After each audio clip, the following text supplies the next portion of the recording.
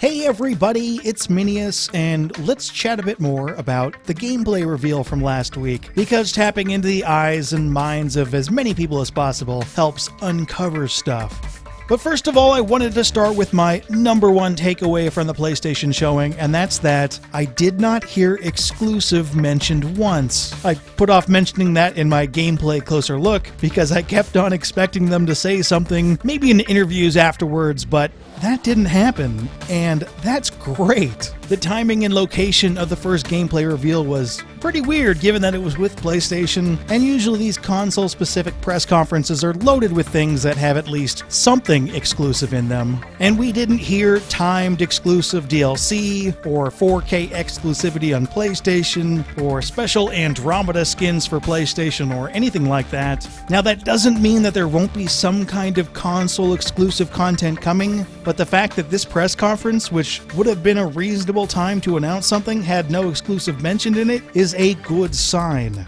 But let's talk about the number one controversial thing in Mass Effect Andromeda, apparently. This Asari character, who people didn't like already after a 2-second showing in June, and now still don't like, I guess.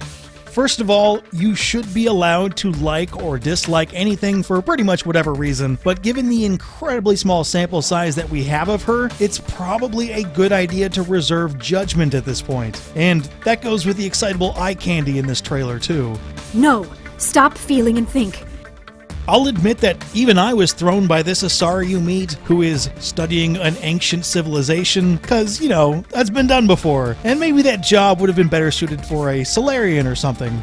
But one key difference between this new Asari and Liara is that this new Asari seems to be more of a happy-go-lucky thrill-seeker, and Liara started off as shy and, well, I guess the word is adorkable. If that's true, that would make these two wildly different characters. As I'm sure most of you know from playing the Mass Effect series, a few visuals and lines do not properly display the depth of a character, and we really need to know more about her backstory and such before we decide whether we like her or hate her. What I'm most disappointed in is myself, for not being able to pin down who these characters are voiced by. I was confident that by this time we would know, but BioWare isn't confirming anything and nobody has stepped forward, and even the internet doesn't seem to agree.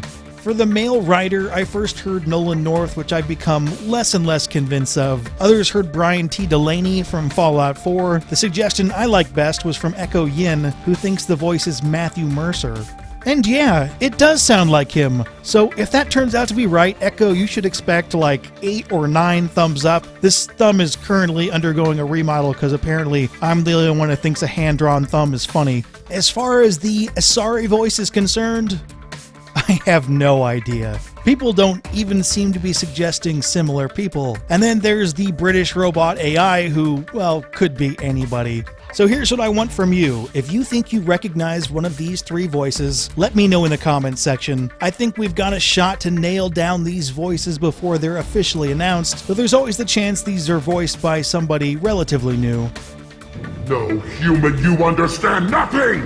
Here's an interesting worry that some of you noticed. Why weren't there any dialogue choices in the cutscene? Now, if you're worried about this, I think you should relax a little. The gameplay shown here isn't directly pulled from the game. It's an edited together mishmash of stuff with elements removed for secrecy. For instance, there are no squad mates behind you as you walk through the Remnant Vault. When you do get the squad mates behind you, they are the most blank-looking characters ever who randomly switch places mid-cutscene. One thing is for sure, if there are no dialogue choices in Andromeda, then it's not a Mass Effect game. The worry about the lack of dialogue choice didn't even cross my mind until someone pointed out, because dialogue choices are just too big a part of this series. Of course, there could be fewer dialogue choices. There were parts of Mass Effect 3 that kept the conversation running without your input, but I don't expect that at all, and I really don't think this footage is representative of how the conversation system will work. Going sideways, what about these 2 blank-looking characters that switch up spots? I think that people are making way too much out of them.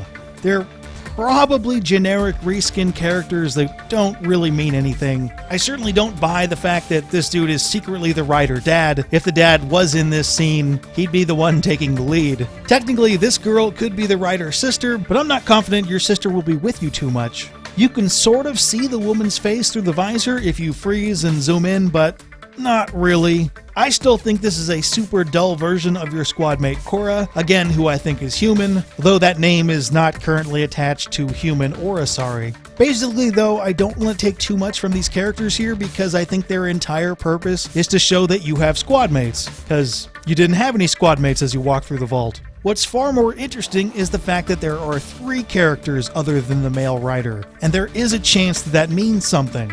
Though probably it just means that this Asari isn't a squad mate yet at this early point in the story, but maybe she isn't a squad mate at all, just somebody you pick up for your crew to learn about the Remnant. There are a limited number of squad mates, and moving her to an advisory role would free up the roster for more diversity.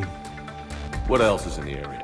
One more thing I want to bring your attention to are these 4K screenshots from the Mass Effect website. There's a link to them in the description box. Do you need Mass Effect wallpaper for your computer? Because these look great. I did some pixel hunting on these hoping for hidden goodies, but didn't actually find anything earth-shattering.